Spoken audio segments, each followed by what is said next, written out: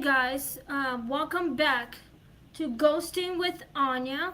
I'm your host, Anya Smith, also the author of Anya's Ghost Stories Volume 1 and Volume 2, The Return of the Dead. Sorry about that. I feel like, I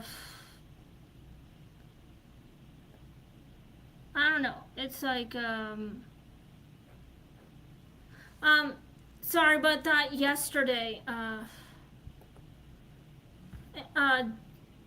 something tells me that yesterday, I was gonna do this episode yesterday, but now that my laptop, the pink one, HP, like literally just started acting weird.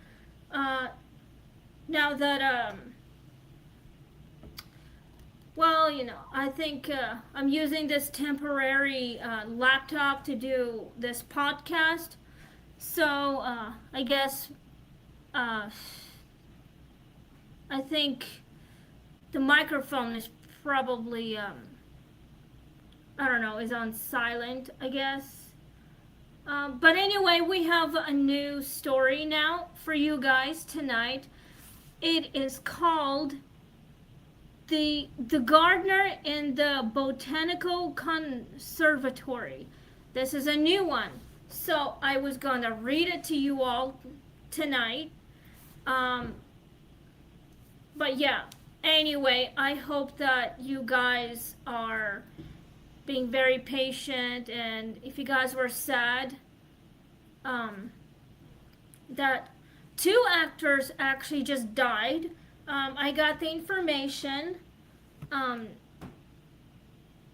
yesterday. So Dolly Parton has passed away, and Tim Curry, the actor, the British actor from from some kind of weird movie called Legend, including Home Alone #2, I think. Yeah, if you guys ever seen Home Alone with Tim Curry in it, he was in it. So Tim Curry was known for a lot of British movies. So sadly, he has passed on. So sorry about that. The music probably kind of, I don't know. Anyway, this is something to do with the gardener. So I hope that you guys are still ready for this episode. I'm temporary using this laptop until what's going on with my actual laptop. So yeah, I don't know why the music is not playing. Maybe it's because of this microphone. Maybe it's not truly connected. I don't know why. So and here's my husband, Chris. Yeah, so now we can do this properly the whole time. Anyway, I don't know if you can hear me, guys. I hope you can. So I wonder why this microphone's not literally hearing. I hope this is, working. I don't know if there's a volume for this. It might be this one. Let's see. That's a volume. Yeah, I hope it works. So anyway, it better. I hope you guys can hear me. Can you guys hear me? Let me know in the comments if you can hear me. Because I hope it works. Anyway, let's get started on the ghost story. So welcome back to Ghosting with Anya. And the new story is called The Gardener in the Botanical Conservatory. So I hope you guys can hear me. Anyway, I just want to say thank you guys for being very supportive. Thank you, Chris. And yeah, so thanks for being supportive, being very patient, and being the best fans I could have. So let's get started on the story. So get yourselves a drink, any kind of drink, it doesn't matter. So just sit back, relax, and please click like, share, and subscribe to Ghosting with Anya. So the time I have changed. It used to be 8:30 p.m. and now it is 9 o'clock. So yes, it is 9:07. So thank you guys. So please click like, share, and subscribe, and let's get started on the story. So we are on season 6, episode 227. So get under the blankets if this might be very scary to you all. If you think it is, all you gotta do is let me know in the comments down below. And everything's gonna be okay. So thank you guys for being here. I love you guys, and I just want to make sure you guys are staying safe. And also, may God bless you, and may God protect you all, watch over you all, and praise the Lord, praise our Jesus Christ at any server thing. So anyway, yes, he is real. Praise him. I do love him. I do believe in him. I know he's coming back to earth. So I used to go to Sunday church all the time when I was younger, but after I moved to America, I started going to church on a Sunday, like every Sunday, from 10 o'clock in the morning till like 12 o'clock in the afternoon. So but then my mom started working during weekends. That's when I quit going to church, but I never stopped believing in the Christ. So Jesus is my Savior, and I love him very much. So now we are gonna do the story. So just sit back, relax, and please click like, share, and subscribe. Season 6, episode 227 of Ghosting with Anya, the gardener in the botanical conservatory.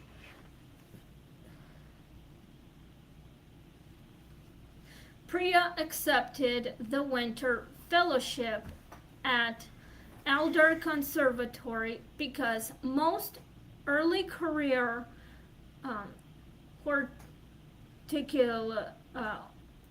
horticulturists would have done almost anything to work among the old glass houses there. The conservatory dated back to a time when rich people built climate-controlled paradises, partly for science and partly to prove whether it should be negotiable. By the time Priya arrived, the place was publicly funded, academically under-budgeted, and privately adored by every person in the city who needed green things against winter. Her assignment centered on the Victorian fern house, a damp, warm chamber with ironwork ribs, stone paths, and a temperamental misting system that either overperformed or sulked. The older staff warned her the fern house didn't care for rushed hands. She took that as institutional snubbery until a frond she had tied too tightly was found um, retied by morning with a gentler loop, and a slip of paper tucked into the twine reading, "Support is not strangulation." That was strange enough. Stranger still, the handwriting matched no staff note style, and the paper itself looked decades old. The head curator asked too directly over tea, reluctantly, provided the story. Before modernization, the conservatory employed a head gardener named Elias Fenn, who treated the fern house as if it were a chapel, and the orchids as if they outranked municipal politics. He died after staying overnight during a boiler failure. To keep the humidity balances from collapsing on a collection of rare specimens. Since then, gardeners working too fast or too carelessly in the glass houses sometimes found their work revised. Prunings softened labels, corrected stakes. Reset. "He's not sentimental," the curator said. "He just thinks neglect is vulgar." Priya, who also thought neglect was vulgar, found herself less frightened than professionally observed. The interventions came with botanical precision. If she overwatered the maidenhair, ferns drainage trays appeared emptied before root rot took hold.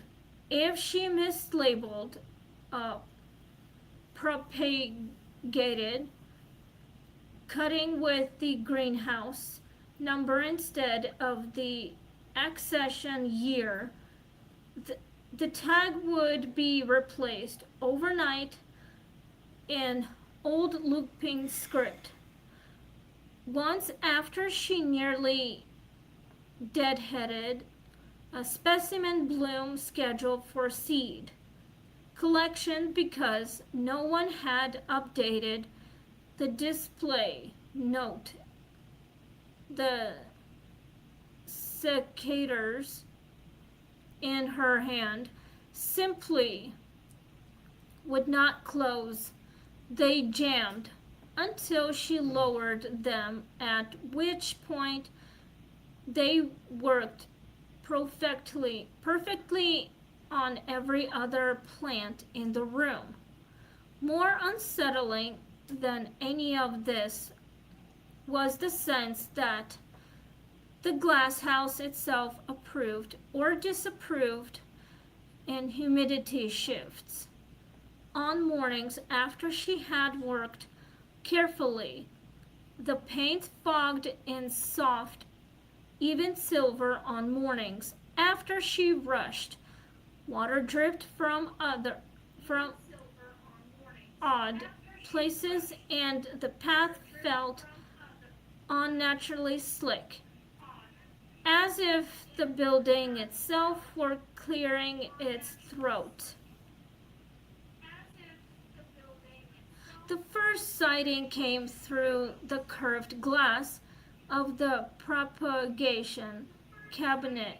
Priya was checking spores and potting media late one evening while freezing rain rattled the roof. In the reflected cabinet door, she saw a man standing by the central planting bed and old work clothes, Broad hat in hand, examining the understory as though taking attendance on species only he and God still remembered by heart. He bent, adjusted one support stake, and without looking up said, "You're reading symptoms from the leaves when the problem is in the bench heat." Priya spun around, no one yet the bench heat control behind her showed a silent malfunction, and a row of younger ferns had indeed been suffering from root chill that would have looked like moisture stress to anyone less exact. The correction saved weeks of propagation work. The dead gardener, it seemed, not only existed by despised diagnostic laziness. What changed everything was the school field trip. A district bus brought in a group of children from a neighborhood school with little green space and even less institutional patience. For wonder, one girl lingered in the fern house long after the others moved on, not touching anything, just staring at the giant tree ferns with concentration Priya recognized from children who are suddenly seeing scale in nature for the first time. Later, during cleanup, Priya found a small paper packet on the path addressed in old script to the child who looked up long enough.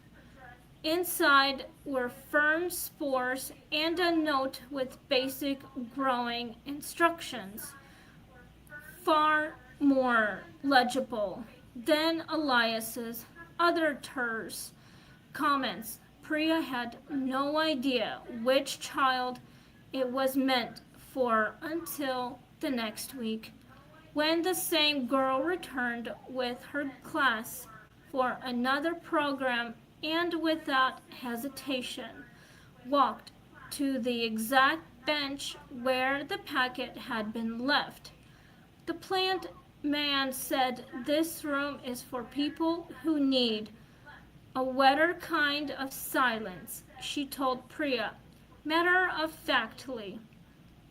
After that, Priya started seeing the hunting less as private supervision and more as custodianship.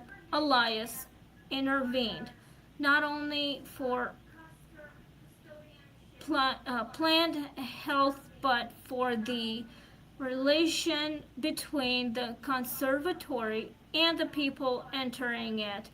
Broken display labels that flattened a plant into Latin, and donor names would be found supplemented with handwritten notes about scent origin or what kind of weather made the front unfurl a memorial bench dedicated to a Parton, somehow acquired overnight, a cleaned plaque, and a pot of unbudgeted mosses around its base. On the morning an old widow came to sit there alone during a city budget hearing when closure of the fern house was floated as a seasonal cost-saving measure. The boiler alarm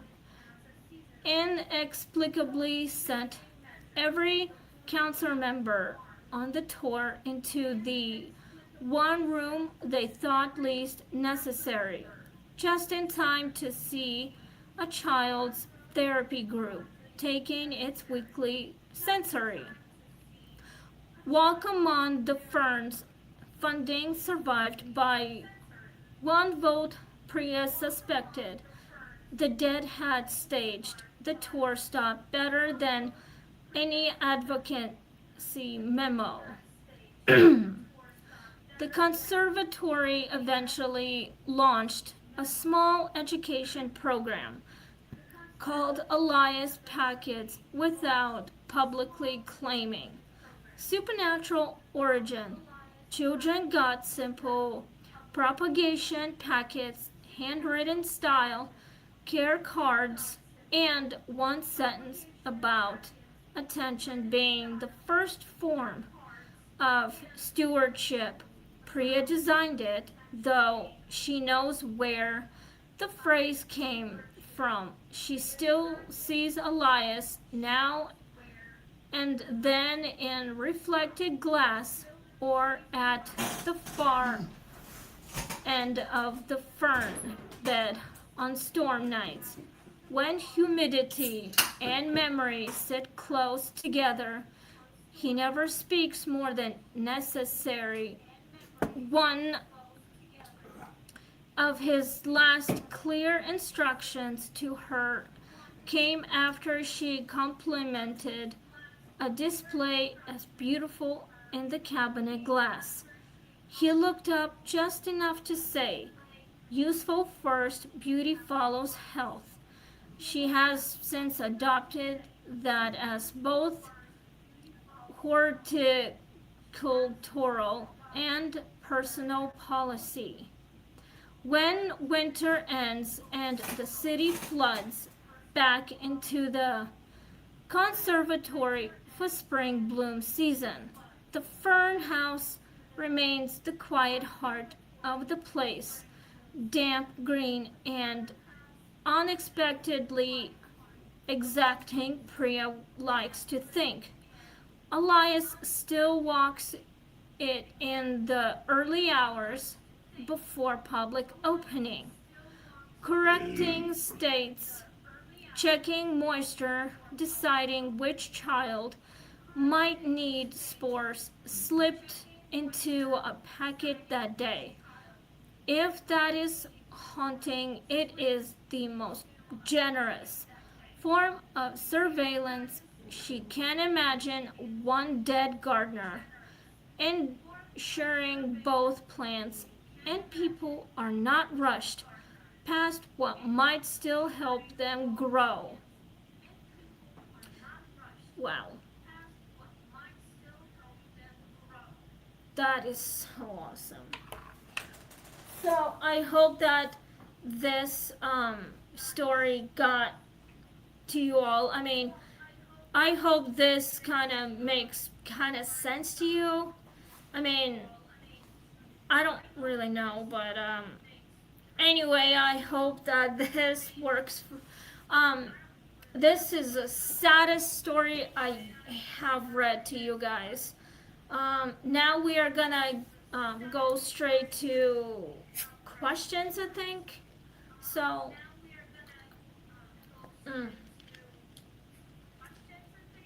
anyway, now that the story's done, what did you guys think of the story? Did it um, got to you or something? What did you think of it, babe? Had a good storyline to it and taught us a lot of good things. Yeah. So, Thank you for the story. you're welcome, my love. So,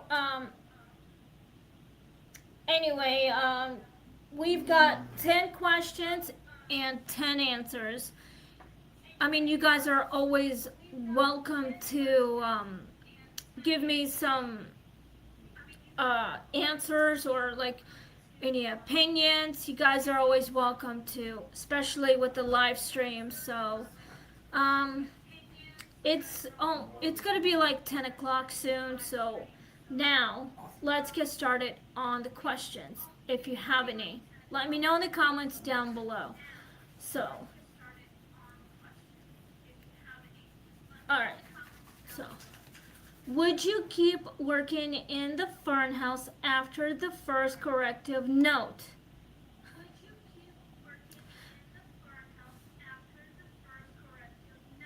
Yes, of course I would.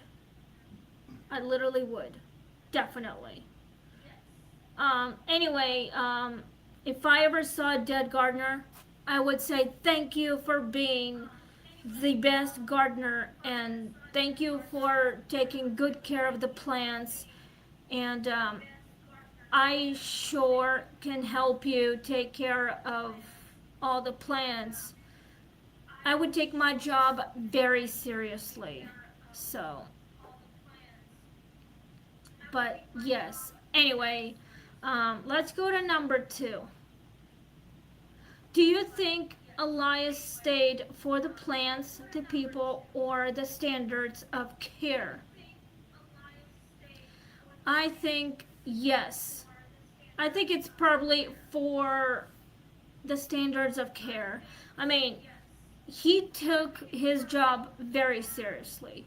So I think that he did the right thing. So, do you think Elias took his job seriously about taking the Yes, care I of the think he plants? took his job very seriously. I think so too. So, yeah. Anyway, let's go to number 3. I definitely would do the same thing if I were him. Why do conservatories and glass houses make powerful haunting settings? Well, there's a lot of history in that thing, and there's good memories, good vibes, good energy because of the dead gardener. He took his job very seriously. I do the same thing if I were him. Like me, doing this podcast, I definitely would take this seriously. This is the best thing I've ever done in my life. So I think there's a lot of good energy in there. So, um, anyway, let's go to number 4. What was more unsettling, the retied font or seeing him in the cabinet reflection? I think seeing him in the reflection would be unsettling. If I wanted to see him, I definitely would. So, I would want to tell him, thank you for what you've been doing after all these years. And I would give him a big smile and I would wave and I would pretty much take his advice. But yes. So let's go to number 5. We have about 5 questions left before I sign off and get ready for tomorrow. Was Priya right to turn the haunting into an education program? Yes. I think she did the right thing because she knew that Elias would approve his, her thing or whatever. I think she did the right thing. He knew that her work would be improved and he would be honored. I mean, I would probably do the same thing if I were Priya. I would literally honor Elias with his methods and I would probably honor him with the program thing. Yes. So my answer is a yes. Okay, let's go to number 6. What do you make of the line support is not strangulation? That's a good question. I don't really know why the support is not strangulation. So, I think maybe the support can be. I'm not really sure. What do you think about this question? It is called, what do you make of the line, support is not strangulation? What do you think that means? That giving support doesn't strangle them. That it must be overworked or whatever. I don't know, like trying to impress someone, let's say a dead gardener. What do you think? Is that what you think? Yes. Okay then. Let's go with number 7. We're nearly done here, guys. Okay. How is this haunting tied to stewardship rather than fear? I think it's probably, well, I think it's probably tied to a place where Elias had passed on while working. He died while working on taking care of the plants. So I think he did the right thing and he dedicated for whoever needed his help. So, but yes.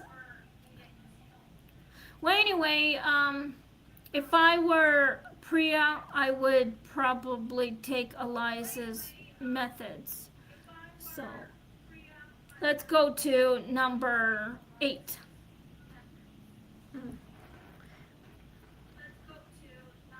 Would you trust a dead gardener's diagnostics or over a modern system? I actually definitely would trust Elias's diagnostics. Yes, I definitely would. So, anyway, yeah. So, I don't care what the system would do. I would still definitely take advice from a dead guy. Literally, yes. All right, let's go to number 9. So we have 2 questions left before us sign off. Why do plants and memory fit together so well in ghost stories? Well, I think they fit because it's a part of that kind of situation. I think it's part of the memories. I mean, ghost stories and memories with the plants. Gardeners are supposed to take good care of it. I mean, it's their job. So, yes. Anyway,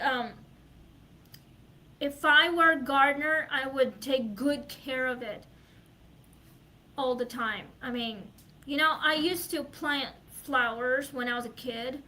I used to plant sunflowers. And I definitely would, but I haven't done that in years. But with spirits like Elias, I actually would take his methods. I would make sure the plants had plenty of seeds and water and plenty of sunlight and love. That's what I think. So I definitely would take good care of the plants. I mean, don't overwater them, but you have to do it maybe every day or every other day or something. Depends. But they make really good story. They just have a good history and lots of good memories. All right, we have one last question before I sign off. This video is a little bit short today, so hopefully tomorrow it can be a bit long, but if you guys want my stories longer, let me know in the comments down below. So, if a ghost kept teaching children how to grow things, how would you honor that? By remembering him the way he was, take his advice and teach kids how to take care of the plants properly, I guess. Depends. By preserving his memories. And just do what you gotta do. Here's a question for you. If a ghost kept teaching children how to grow things, how would you honor that? By showing kids how to grow stuff. Like doing a good deed as well. Yes, that's how I would honor him. Honor the person who loved gardening so much, and well, that's the only way I would. Literally. So, um, that's the only thing. So, anyway, okay, guys, thank you for tuning in. Uh, Thank you for watching this show. I know it's a bit short, but that's alright. So, hopefully, you guys can tune in tomorrow night at 9 p.m. Um, next time on Ghosting with Anya, we'll be doing the new story. Is called The Ticket Collector in the Waiting Room, episode 228. So, thank you guys and have a wonderful night. And we'll see you all tomorrow night at 9 o'clock sharp in the evening, like 9 p.m. It's almost 10 o'clock anyway. Tomorrow I will probably just go to library and catch up on my reading. So, please click like, share, and subscribe to Ghosting with Anya. And if you love podcasting and reading ghost stories, I recommend you guys check out my novel on Amazon. And my first novel is always going to be on Amazon. All you have to do is go on Amazon, type my first name and last name, Anya Smith, Anya, and my first and second novel will appear to you. So, it is called Anya's Ghost Stories Volume 1, and the price is like $13.99. And my second novel is actually called Anya's Ghost Stories Volume 2, The Return of the Dead. That price is $20. So I recommend you guys check it out. And let me know what you guys think on TikTok. You can follow me right here on YouTube. You can follow me on Instagram. You can follow me on TikTok. So let me know what you guys think. And we'll see you guys next time on Ghosting with Anya. So please click like, share, and subscribe. And see you tomorrow night at 9 p.m. to 10 p.m. every night right here on Ghosting with Anya. Good night, everybody. And may God bless you. And hope that you guys are checking out my novels. So, good night, everybody. See you tomorrow night. Bye.